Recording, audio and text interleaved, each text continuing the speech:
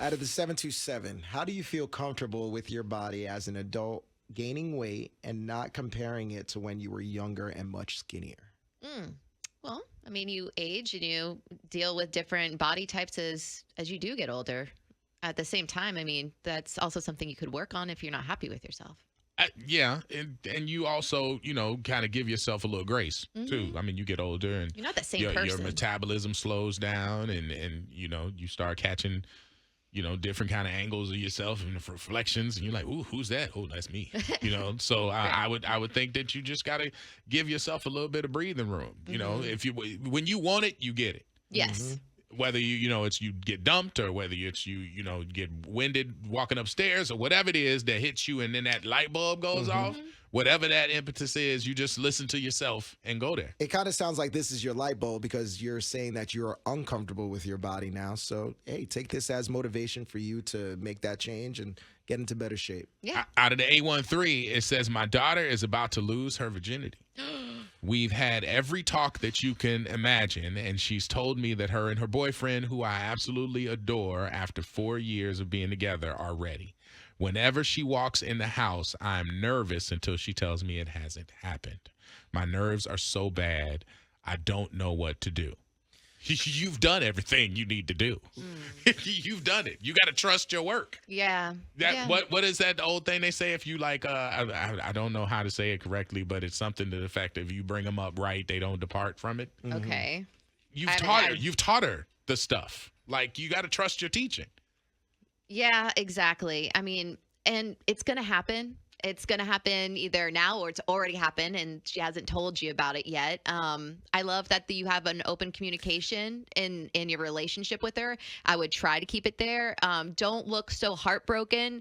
You probably went through it. We all went through it. It's a part of growing up and learning about your body and expectations and all that. So I would just say, trust what you did and raising your kid, and hopefully she'll make good decisions. I'm the only non-parent here, but I think if you want a peace of mind, you should stop worrying about when it's going to happen. You've already done the preemptive things to try to, educate her and do everything. She probably lying to you. I think, at this point, she could be. She could be. Like, you're not going to tell your mom the exact day it happens and when it happens. Guess what You happened feel last night? I mean, yeah. honestly, I would believe, maybe this is me being naive, but I think that if they're having that kind of conversation where she's like, yo, it's getting ready to happen, she's told her it's getting ready to happen, it sounds like they have one of those real open relationships where she might walk in and say, Mom, it happened. So now she can do the after debrief. Or, like, hey, so I told you what would happen.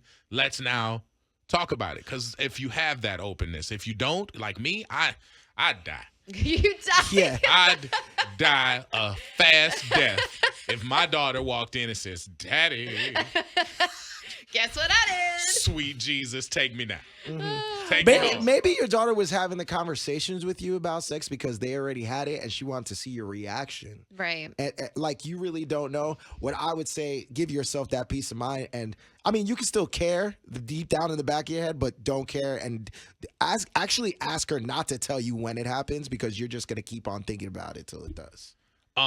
This comes from the 941. It says, my daughter brought it to our attention that she's feeling some type of way about her looks.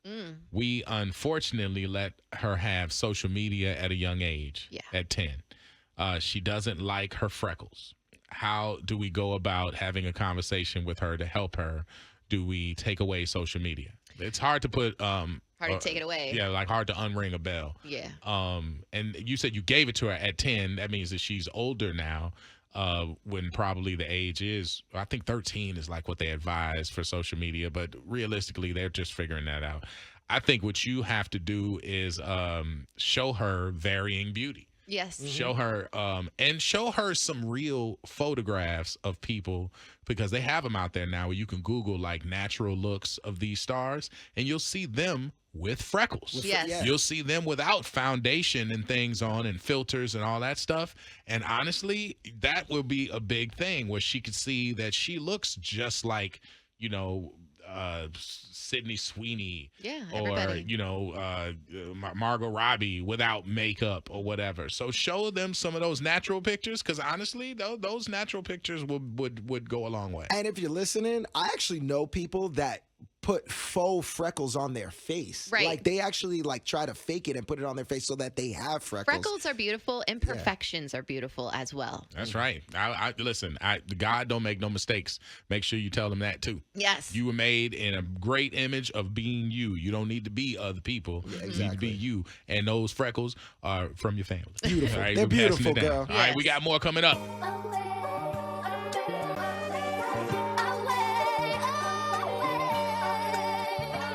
Therapy Thursday, part 2. We just got a text out of the 813. It says, I'm trying to put my makeup on for work, and y'all making me tear up. Oh. Some of these hit home for me, and mine also. Love you guys. Oh, that's sweet. we We love appreciate you. that. Also, big shout out to Tiny, who said I must be a huge imperfection, because Tiny got a lot of freckles.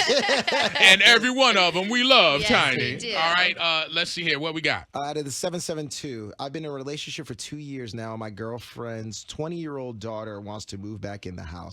I wouldn't have a problem with it. Yes, you were cook clean. You can cook clean. Oh, you can cook clean. You can get a job, but she doesn't want to. She doesn't want to do none of that. And our mom told me that I have to take care of her because it's her daughter and we are in a relationship. And now I want to pack my stuff and leave. What should I do? Oh, damn. Damn, Don't- because you got an extra kid. Don't let the kid ruin your relationship. You guys are the foundation. Y'all are together for a reason. You love one another, all the good times. Now, sometimes older kids struggle and parents want to take them back in for a little bit of time, but there has to be something to agree upon. I understand you got to help out with the house. You can't just live here rent free. But that's light work, though. Like, as you said, Yeah. if you're together and the kid pops up, let's say this kid is here for a summer, Yeah. until they get it together. Give them 2 summers. So you gonna tell me 2 years in on somebody who's the one for you, and you can't go through a little heartache? Like, that's sad. Because you can't go through that. yeah, I mean, that's what that. You know what I'm saying? Yeah. Like, I mean, there are people out there who you mess around and, like we said, lose a limb or be in a wheelchair or something, and they'll push Right. you in that wheelchair. Mhm. That's love. Proudly. Trust me. I think that you need to look at the happiness that you got and realize that kid ain't gonna block your blessing. Also, think about what you were doing at 20. You're not trying to stay. You weren't trying to stay in that house with your parents or the kids or anything like that. I feel like this 20-year-old is hardly going to be in the house anyway, so I don't think it's doom. Think of more of the gloom. But Yeah. leave a chore list on the bed. By the way. Yeah, for sure. This comes out of the 813. Says, my husband and I reconciled after infidelity on his part. We fixed a lot of trigger areas that made that possible, but now I feel like I'm on eggshells to mention things that I see that I don't like. He yells at me about not getting over it, but I'm just trying to not go back to any of that we were in. Can you help? Yeah, if you saying that you fixed it, you didn't fix it yet because you don't trust him yet. If you really are over it and you don't want to be mad at it anymore, like, you have to trust him, and because that's only holding you guys back from moving forward if you keep looking back. You got to go all in. Are you guys going to stay together and work on it and move past it? Or are we going to constantly talk about it and then reopen up that wound again? So if you guys are arguing, you can talk about the situation at hand, what the actual argument is about, but to constantly bring it up all the time and talk about the past and all that stuff, it's not helping your relationship move forward. So you have to make a decision. If you cheat on me and we stay together, and I see something, like we got over it and fixed it, like you said, and all this other stuff, but I see something I don't like, I should be able to say something. Sure, because, you can bring up issues. So Yeah. I think if you guys have a conversation, maybe not during the heated part of it, and have a conversation and say, hey, I don't want to, make this about what you've done in the past, but I'm saying today there was something that happened that made me feel a certain type of way, and to approach it that way. Yes. I think then he will see That's that healthy. where we're moving forward with help and not looking backwards. Exactly. That's So you Totally can do agree. it that way. That's Yep. a good point. Do we have time for one more? We'll squeeze one more in. Okay, out of the 813, I met this girl off of Hinge. We were talking for about 3 weeks. We really had a good vibe together. I finally was able to nail her down for a date. I was waiting there for her, and she walked in pregnant. on our first date. I still really like her, but I'm nervous about the situation. She says she's 5 months. You got this. Don't give it to me. Yeah, you got this. She were you on? Okay, she was on Hinge. Yeah. To hook up, because Hinge is the hookup app. I thought it was. And she pregnant. I don't know what she wants. Sound like she could want a relationship. Listen, she could. You could. listen. I mean, just because you're pregnant doesn't mean Come you on can't now. date. Come on Can you now. stop? Should Nah, you stop we're not dating? doing this. We not. Listen, lady, you and your baby. and your what do Soon they to be call it? baby. The plug, whatever that is. You and all of your baby and all of your placenta and all that gotta go home. Why? You can't be out here dating. Why can't she date? You take your the mucus plug and all that other stuff you got. Yeah, it's gonna be gone and soon. you go ahead and take that on home. We're not trying to do that out here She's today. trying to find a There's daddy. guys that are into that. Don't walk into this restaurant and you didn't tell him. You can't get pregnant twice.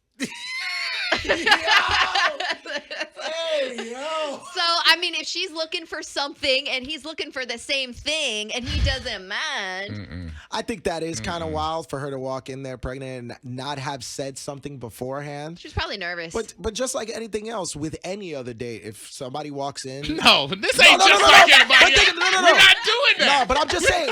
I'm not just saying, doing that. just like any other date, Right. when another date walks in and there's something that you don't like about them and you dismiss them, do the same thing. Your If that date is an pregnancy- application for a baby daddy. Yeah, You are. pretty much. This is an application. If I like best case scenario, let's say you are a pregnant poacher. You like it. yeah. If she likes you, she's gonna want you to stay. She's got a due date coming. Yeah. 4 months away. Right. So you got 4 months to enjoy these perks. Yeah. And then now you stepdaddy material. No, you don't. You baby daddy enjoy material. the perks. Yeah. I'm saying if you're into the pregnancy, Okay. it's only gonna last another 4 months. So now you're gonna be A baby daddy. right. Yeah. I don't like it. I don't like it. And update your Hinge pictures. Yeah. Update them. We want to know. You over here put- catfishing. Right. Put aside, hey, that is the largest catfish that we have ever seen. Yeah. Put your sonogram on that Hinge. That's what you need to At do. least give a warning, like, "Hey, I'm eating for two," like before the date. Something. There's You gotta- no way. If boy on everything, I am the most gentlemanly like person ever, and Yeah. I would not. I would walk out. Somebody just said, "What's her name on Hinge?"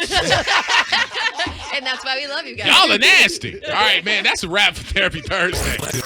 Orlando. Thank you for watching this video. For all things wild, don't forget to like, share, and subscribe to support the channel.